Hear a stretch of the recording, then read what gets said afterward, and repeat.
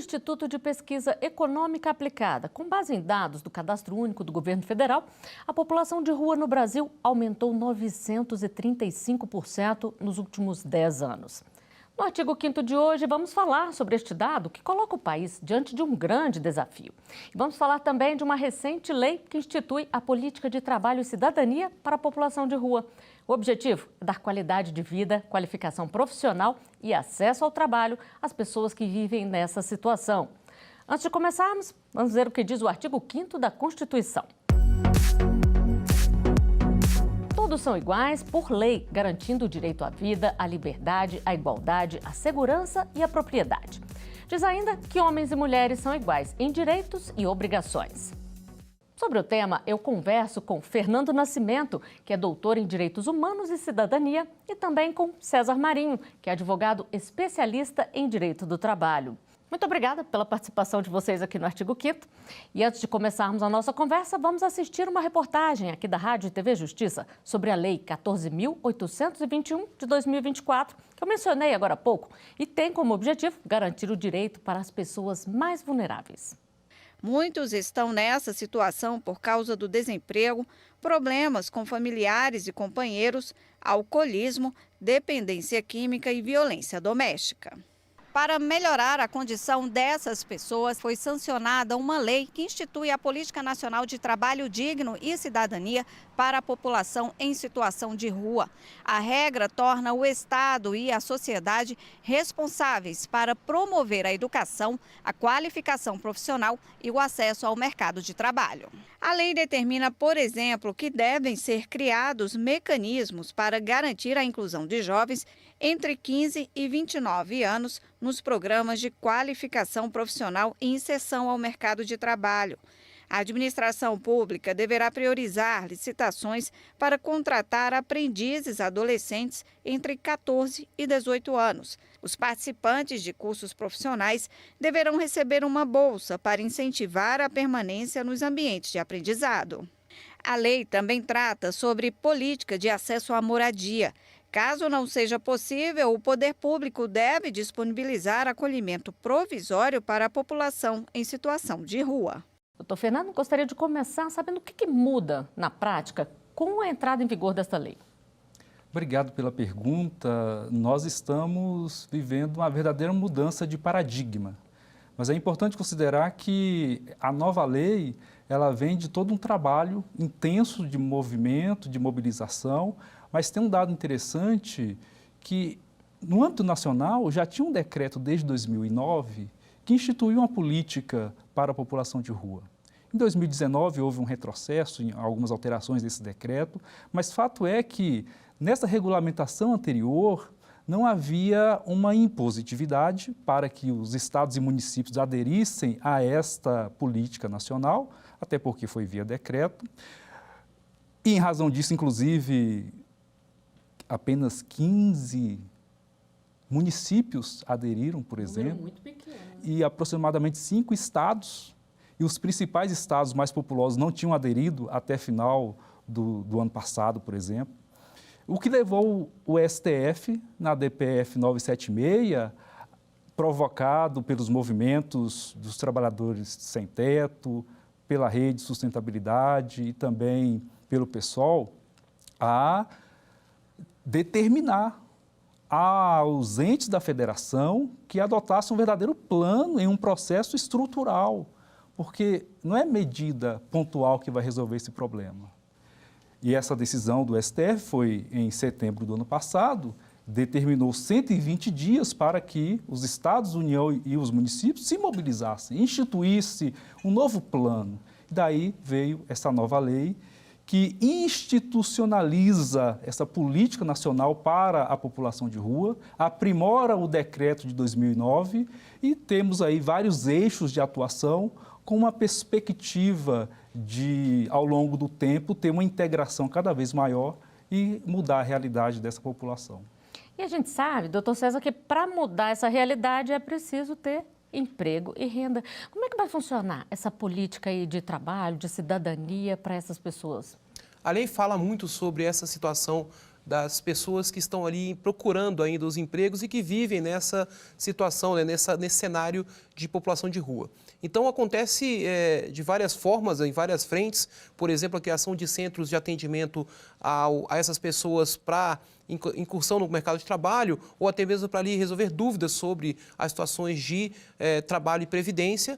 Também é possível a gente notar que essa lei ela vem para dar uma qualificação maior para essas pessoas que normalmente não estão qualificadas, além de uma certa dignidade em relação a, principalmente, a emissão de documentos, é mais simples a emissão de documentos para essas pessoas, um cadastro junto ao Cadastro Único Nacional, também em relação à emissão de carteira de trabalho. Por quê?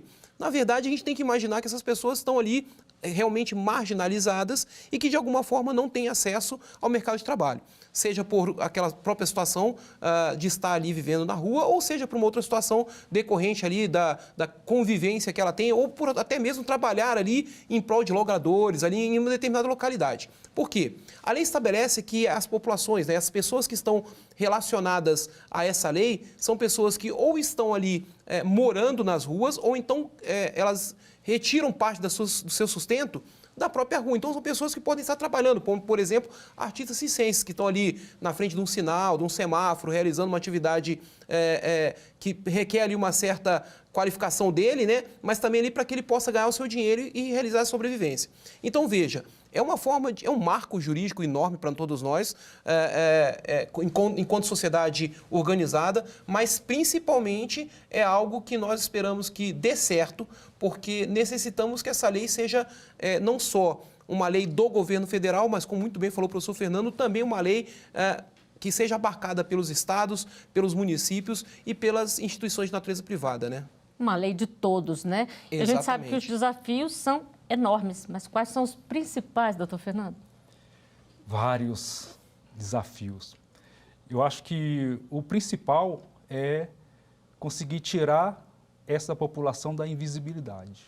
Acho que esse é o principal desafio, porque a sociedade brasileira precisa compreender que os problemas pelos quais passam a população de rua é um problema da sociedade, é um problema de todos. E essa invisibilidade acaba contribuindo para a ausência do poder público também. E, por outro lado, ter um investimento e uma política concreta, ação concreta por parte do poder público. Esse é o segundo desafio. O terceiro desafio é construir essa política com a população de rua. Não dá para falar sobre a população de rua sem ouvir a população de rua. É para fazê-los se sentirem incluídos, né? Exatamente. E isso também vai ter reflexo na qualificação profissional, professor César?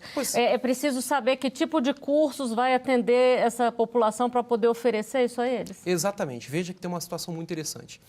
O mercado de trabalho, ele necessita de uma qualificação profissional. Nós não temos mais aquelas únicas possibilidades de emprego em que as pessoas não estejam qualificadas para assumir aqueles cargos, né, aquelas funções do mercado de trabalho. Até porque essas possibilidades, elas normalmente são atribuídas a mercados, a um profissional não qualificado, a um trabalho informal.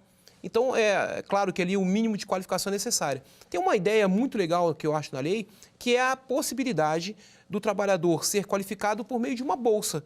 Ele vai não só está ali realizando a sua qualificação profissional, como ele vai receber determinado valor para que ele possa ter a sua subsistência enquanto ele está realizando a qualificação profissional. É um grande incentivo. Exatamente, esse é um incentivo muito grande. O outro incentivo que nós temos, e aí eu acho que também deve estar ligado a essa questão da qualificação, é a possibilidade e a exigência, eu vou falar não exigência, mas uma espécie de forma mais sensata de contratar menores aprendizes.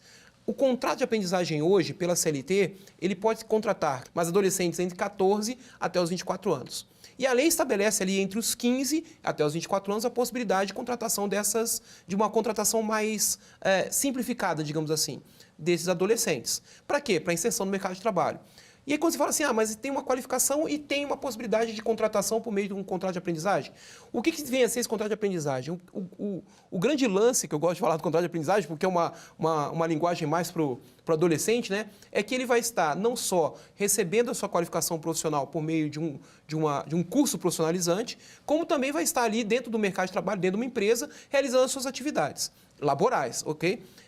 Possivelmente, ao final desse período de realização da qualificação profissional por meio do contrato de aprendizagem e da atividade empresarial, é comum que os empresários, que os empregadores contratem essas pessoas, porque já sabem o ambiente da empresa, já sabem o que estão lidando, e aí fazem uma contratação regular. E é outra coisa que a lei também estabelece, que é integrar essas pessoas de acordo com as suas qualificações diante da sua necessidade da convivência na rua. Às vezes é ali uma pessoa que faz um artesanato, às vezes uma pessoa que faz ali uma determinada atividade manual que é importante para uma atividade empresarial, e aí inserir essa pessoa, como muito bem falou o professor Fernando. Nós temos que conhecer a necessidade daquela população de rua para poder integrá-la à sociedade.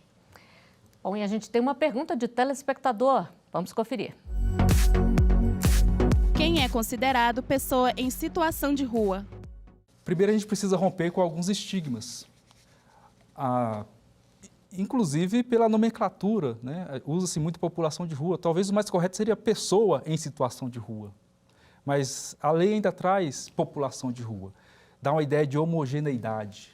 Mas é o contrário, é um grupo bem heterogêneo. E romper com estigmas é a gente considerar, primeiramente, que são pessoas, são seres humanos. São pessoas que, como as pessoas domiciliadas, que têm domicílio, têm os seus dons, têm as suas qualidades, têm os seus defeitos, têm os seus problemas, como qualquer pessoa. Mas o que torna essas pessoas ou essa população peculiar? É pela situação de rua. A falta de moradia, e aí é o conceito legal, né? Trabalha essas características. A falta de moradia faz com que essas pessoas façam da rua, dos espaços públicos, a sua moradia, o seu sustento, ou os abrigos institucionais, e uma série de outros fatores e problemas que, de alguma forma, acabam impactando nessa população, que é a pobreza, a falta do trabalho, vícios, questões que acabam sendo mais vulneráveis à drogadição, drogas, álcool, rompimentos de vínculos familiares e uma série de outros fatores que tornam essa população extremamente vulnerável. Bom, a gente vai fazer uma rápida pausa aqui na nossa conversa. Nós vamos ao intervalo. O artigo 5º volta já.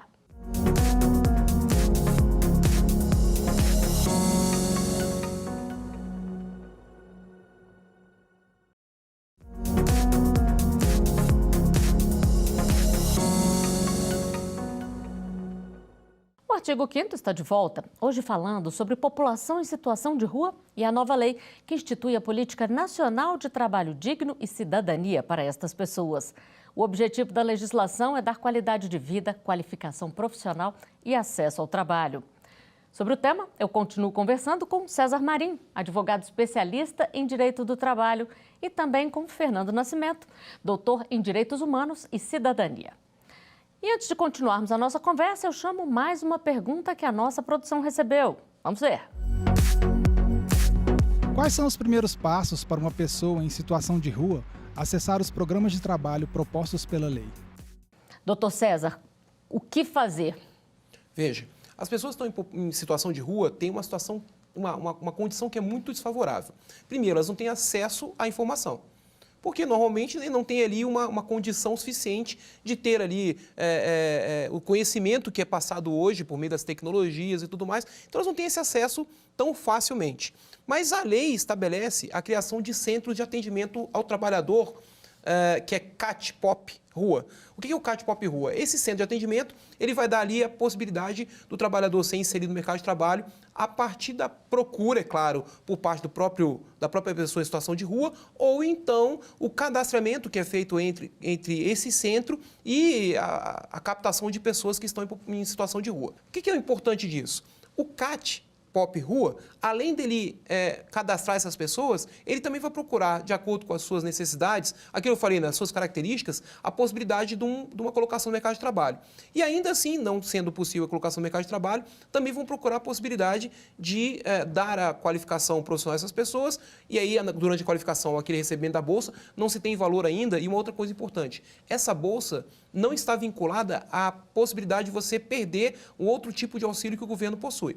Então, é uma coisa interessante. Pode acumular os benefícios, então. Exatamente, pode acumular os benefícios. Então, é outra coisa interessante porque permite que ela, em sendo qualificada, possa não só procurar uma nova posição no mercado de trabalho, mas além de procurar uma posição no mercado de trabalho, ter a sua subsistência. Agora, doutor Fernando, o doutor César falou uma coisa importante aqui, muitas dessas pessoas não têm acesso à informação. Vai ser preciso aí um trabalho de formiguinha feito pelos municípios para poder buscar essas pessoas, explicar o que elas vão ter direito e fazer com que elas tenham realmente acesso ao que está previsto? Sim, eu acho que o primeiro passo é conseguir a adesão dos municípios. Se conseguirmos a adesão dos municípios, já é um avanço, porque já temos uma política nacional desde 2009. Os governantes não aderiram a essa política.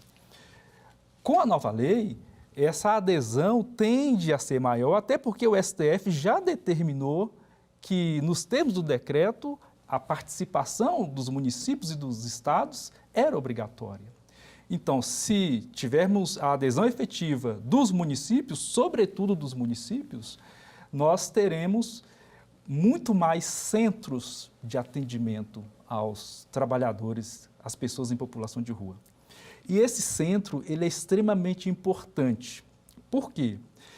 É lá que nós teremos o apoio, o porto seguro, a estrutura para auxiliar essas pessoas em situação de rua em todos os aspectos, porque através do CAT você consegue articular com os demais serviços públicos, a rede de saúde, a rede de educação e outros serviços. E um ponto extremamente importante, que é o déficit da política pública hoje, é a falta de informação. Não se sabe quem é essa população, quem são essas pessoas. O que levam essas pessoas para as ruas? E é multifatorial, inclusive, mas para isso eu preciso conhecer. E aí a lei trouxe um ponto extremamente importante que vai no cerne da tua pergunta, que é a busca ativa. Então, não é só esperar uma postura passiva a população de rua bater a porta do serviço de saúde. Eu preciso ir até eles. Eu preciso buscar essas pessoas. Eu preciso chamar essas pessoas, acolher essas pessoas para, junto com elas, buscar a melhor solução. E isso, o senhor falou aí da saúde, vale para tudo. Saúde, educação, emprego. Vai ter que ter a busca ativa. Exatamente. E com abertura maior para o emprego, porque o espírito da nova lei, dessa política, não é focar apenas na moradia. Os movimentos da população de rua trabalham muito isso, moradia primeiro. A moradia é crucial, mas junto com a moradia, eu preciso possibilitar, criar mecanismos para que estas pessoas acessem diversos serviços através dos quais elas possam se emancipar. Aí eu falo de trabalho. Aí eu falo de saúde, saúde é extremamente importante, saneamento básico. Essas pessoas, veja a situação das mulheres, por exemplo, em situação de rua, que não consegue minimamente higienização, que não consegue minimamente absorvente. E tantas outras questões que, através dos centros, e se esses centros de fato forem estruturados nas diversas cidades, não só nas grandes cidades, porque a gente tem o problema da população de rua nas pequenas cidades, e a gente precisa começar a tratar o problema na pequena cidade. Para que não chegue ainda mais gente para as grandes cidades. Exatamente. Então, estão apostando muito nessa estrutura, aprimorar esses centros, já existem alguns, mas fazer disso uma política de Estado. Se me permite, professor Fernando, me parece que o espírito da lei não está vinculado somente à moradia, e sim a Exatamente. possibilidade de você conceder àquela pessoa em situação de rua a possibilidade de você ultrapassar aquela barreira somente da moradia. Por quê? Dar a moradia é importante, mas como ela vai se manter nessa moradia?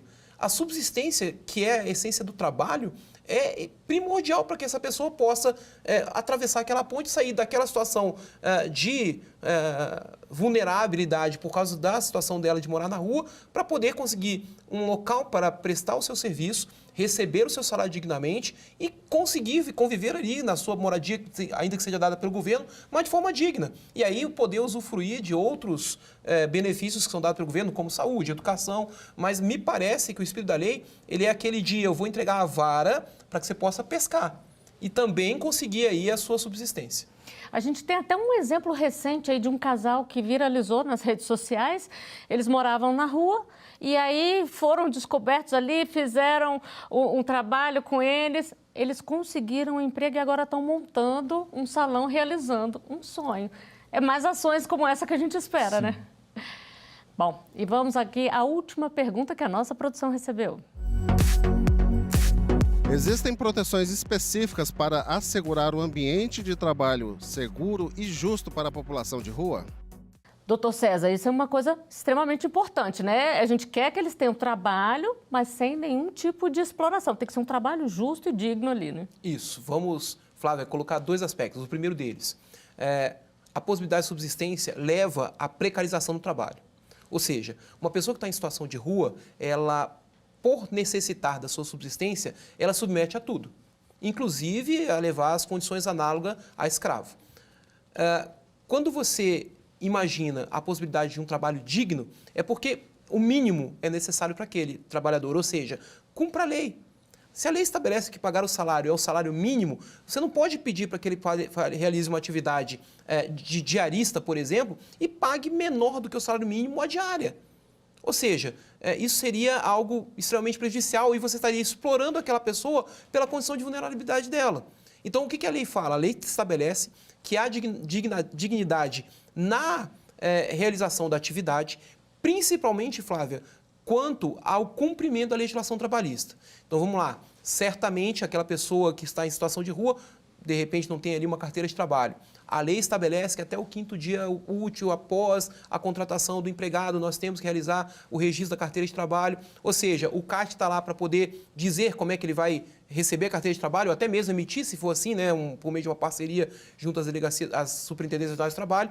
Então, se isso acontece, é o mínimo de cumprimento da lei. Por exemplo, Flávia, é necessário que naquelas atividades insalubres, que se tenha a obrigatoriedade do equipamento de proteção individual, se conceda esse equipamento. Então, também para aquela pessoa que vive numa vulnerabilidade e que pode ser exposta a um agente insalubre, que ela tenha esse direito, a concessão gratuita do equipamento. O que a gente está falando, na verdade? Para que o empregador cumpra a lei trabalhista. É inclusive o básico, né? Exatamente. Inclusive para aquelas pessoas que estão numa situação de vulnerabilidade e que se submetem a tudo para conseguir o mínimo de subsistência, ali às vezes até mesmo a troca por um vestuário, um alimento, em relação à sua atividade laboral, né, o trabalho realizado em troca desse tipo de forma de remuneração, mas que o empregador pelo menos cumpra o mínimo daquilo que a lei trabalhista pede, que é o salário digno, o salário mínimo pelo menos, as condições de trabalho dignas e seguras para que essa pessoa não venha a sofrer um acidente de trabalho. Tudo isso é necessário para que a gente possa, inclusive, dar nova dignidade a essa pessoa. E um aspecto importante dentro disso que o doutor César falou é que a lei, sabendo dessa vulnerabilidade, ela dispõe expressamente que a atuação do CAT, POP, Rua, ela é permanente. Ela precisa, as pessoas, os assistentes sociais, o pessoal do CAT vai auxiliar esse trabalhador que antes estava em situação de rua, vai auxiliar antes, buscando a qualificação, por exemplo, durante o vínculo empregatício, monitorando eventuais violações e depois. Então, esse acompanhamento permanente do CAT é extremamente fundamental para possibilitar o cumprimento aí da legislação do trabalho. Garantia, 100% nunca há, mas é um importante apoio que os trabalhadores terão. Um passo muito importante. A gente teria muito mais a conversar, mas infelizmente o nosso tempo chegou ao final. Doutor César, doutor Fernando, muitíssimo obrigada pelas explicações, por todos os esclarecimentos. Eu agradeço também a sua companhia. Você pode rever os programas nas nossas redes sociais. Você encontra a gente pelo @Rádio e TV Justiça. Estamos no YouTube, Twitter, Instagram e Spotify. Até o próximo artigo 5º. Tchau!